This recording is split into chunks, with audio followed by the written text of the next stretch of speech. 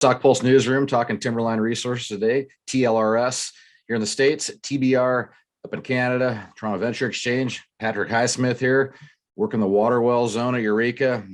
Fantastic hole here, Patrick. Are we yelling Eureka here, my friend? Tell us about it. Good morning, Eureka. We have found it, Rob. The best hole to date on the water well zone, which is immediately adjacent to the Lookout Mountain resource that we have at the Eureka Project. So it's one of the best holes ever drilled on the project, actually. When you add up the gold grade over the width, we call that grade thickness, this hole averages over 200 gram meters of gold. So the interval that we're reported today, the sort of headline of the news release was 41.1 meters that averaged 5.03 grams of gold per ton. You can look at that a bunch of different ways, Rob, right down to 19.8 meters of 9.49 grams per ton included in that. There's even a 6.1 meter run that averaged 16.9 grams per ton. So this is high-grade gold. This is a Carlin-type deposit. And a lot of our listeners will know that Carlin-type deposits are the biggest gold mines in Nevada.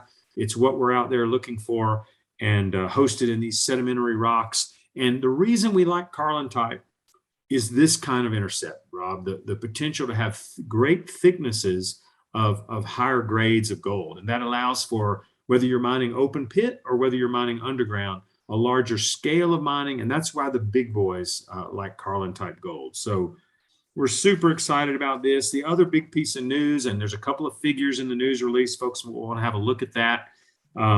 We drilled a good hole 2 weeks ago, 400 meters north of here. And that hole, again, was a nice long run, 22.9 meters, I think it was, of 6.1 grams per ton in that hole. And again, that's really good grade over really good width.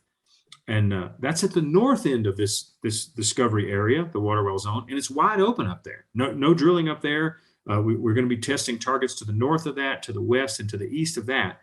And then we came to the south end of the water well zone. We went 120 meters further south of any other drilling, and we popped this hole, hole 212. And if you listeners have a chance to look at our news release, you'll see that everything's wide open south of here. South of here, to the west a little bit, and certainly to the east. There's no other drill holes, no constraints, and that means we're going to get after it. We're going to put some more holes into the south, and we're going to follow this high-grade zone.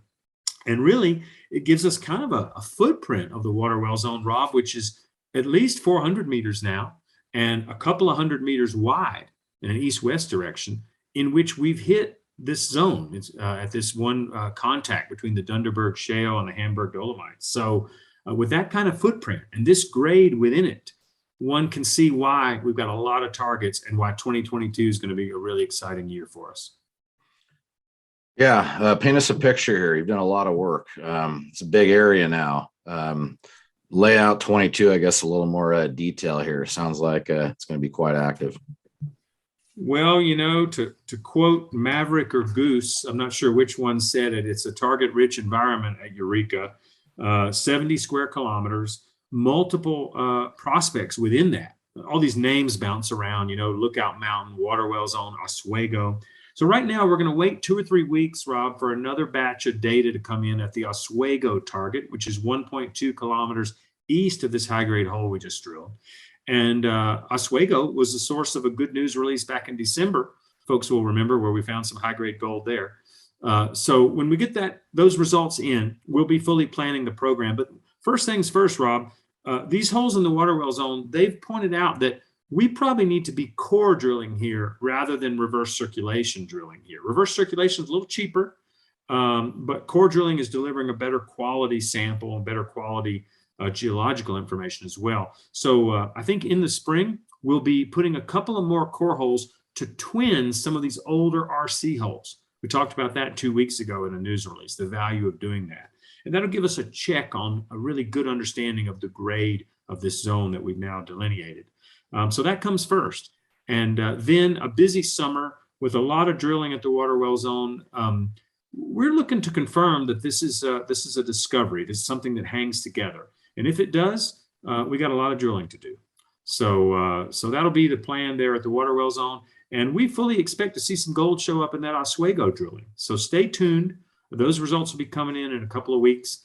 And the Oswego target, only 1.2 kilometers east of here. And really, we see it as part of the package, Rob. As we've always talked about, this part of the Eureka project encompasses two trends, the Oswego trend and the Lookout trend, and stuff in between.